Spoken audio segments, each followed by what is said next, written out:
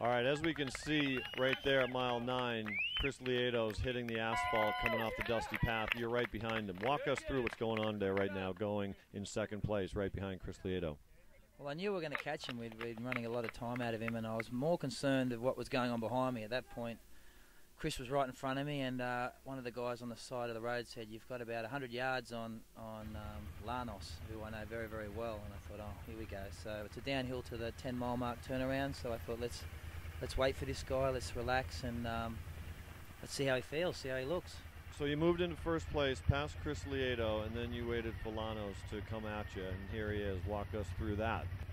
He got up onto me, and we sort of felt him out a little bit. We did a few surges, and he looked pretty sprightly. I'd passed him earlier in the run, and I knew he was struggling on the climbs a little bit. He pushed the bike very, very hard today, and I thought, okay, I know this finish. It's a 1 mile downhill finish.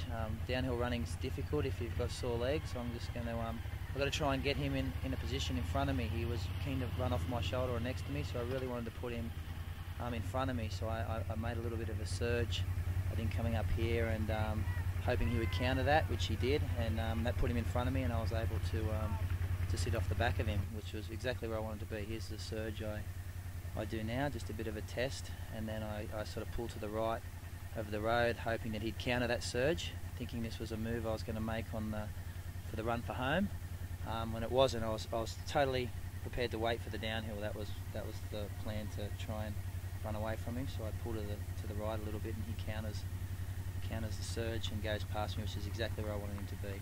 Traditionally at this distance, we haven't seen too many shoulder-to-shoulder running at mile 12 like we're looking at the footage. This is almost like back in 1989 with Alan and Scott. Going back and forth like this, you were, with your experience, ready to just hammer on the downhill? Yeah, it's the key of downhill running is to get that surprise, because once you're in full flight, it's very, very difficult to get the legs turning. So I knew if I was behind him, I could see what he's doing at all times, and if I wanted to make a move, I'd get that element of surprise. So we're cresting the hill. I thought, this is perfect. He's going to have to try and drop me here, and I was feeling quite good.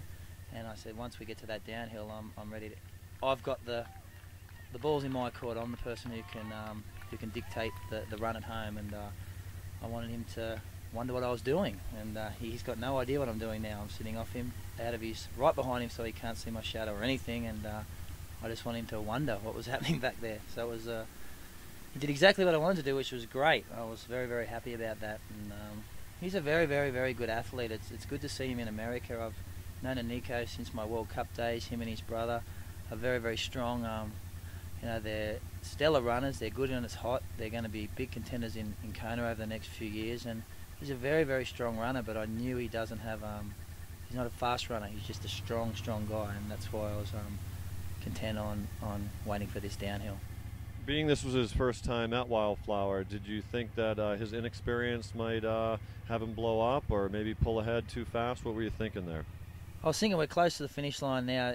Anyone can guts it home from here, but I didn't know how much he knew about this downhill finish, and I kept telling myself he'd have to be worried about me. If I was in his shoes, I'm the guy who's run the quickest times, and he's worrying about me, and this is approaching the downhill now. Yeah, this is where we really see Maka pull away from the Spaniard. Tell us about what's going on here, your commitment on the downhill. Well, it's a mile from the top to the bottom, and I was like, that's a long way, and I thought to myself, once I make my move, that's my move. If he comes back at me, then he's going to get me. This is, once you make a move, be committed. And I said, forget your toes, forget your knees, forget your hips. This is what you were thinking right here. Right here, this is for the win. Just let the legs go as much as you can, and once you go, just go. And I made the move past him. I was like, okay. I saw him out of the corner of my eye start to drop off, and I went, this is it. Open up, forget technique, forget everything. Just let the big body roll down the hill. With your 2 decades of multi-sport racing, is there any other race course that has such a tremendous downhill in the last mile? No, this is the toughest. It's funny, downhill finishes are tough in a half Ironman because the legs are sore, and your feet are fatigued, and your foot slides a lot from the sweat and the water in your shoes. So it really works off your toes, and it's right tough. Now, look at you. You're just putting the hammer down. You're in the red zone. You're in 5th gear. I'm just sitting there thinking, oh man, I hope he's not coming up on me. I don't know where he is. I'm committed to the finish now. This is the move. If he came up on me here, I didn't have much left. I was at full pelt. And I was wondering where he was. I think I asked one of the people coming down the road, how far back is he? And they said about 6 seconds. I was like, oh, just keep committed. And I knew it was flat at the end, and it's very, very difficult. People who run downhill, when you've got the leg turnover like that, when you hit the flat section, you can tend to bog a little. Yeah, you bog a little bit. So I was like, okay, prepare yourself for the flat section and pump the arms. And you still got a sprint in you, even though you're an Ironman guy now. Just believe you can sprint. So this was my run for home. I've won this. I've never lost here, and I came here determined to keep that winning record intact. It's a beautiful event. As I said, it's my favourite race in the half Ironman distance around the world, and it's just, I was like, man, you've won here. You know what you do. Let's get the 4th title. And now we can see from the video, there's definitely at least 100 yards in between the two, and yet you still didn't know where he was. I had no idea. I had no idea where he was. I think that's Chucky V right there. He said, yeah, Mackie, you got about 12 seconds and he's going back. I was like, oh, yeah, beauty. But, you know, I didn't know whether he was going to hit the flat section. I was going to bog down a bit, and he was going to have a run at me on the... Because you still got about a quarter mile from the flat section to the finish. And I had no idea how far back he was. So I just said, concentrate on getting to this flat section, keep the arms pumping, and then I had a glance over when I sort of came into the thing, and I knew I had it won. Then I was like, oh, you beauty. Beautiful. It is a long downhill, and now you're hitting that point where the leg turnover stops just because the descent, the angle is not as dramatic, and you're hitting those flats where the legs can really feel what you've just done on the downhill. It's really nice too. You come around the corner and the music's playing. You know, you guys are yelling out on the microphone, and it's home. You know, you're like, okay, there's 300 meters to go.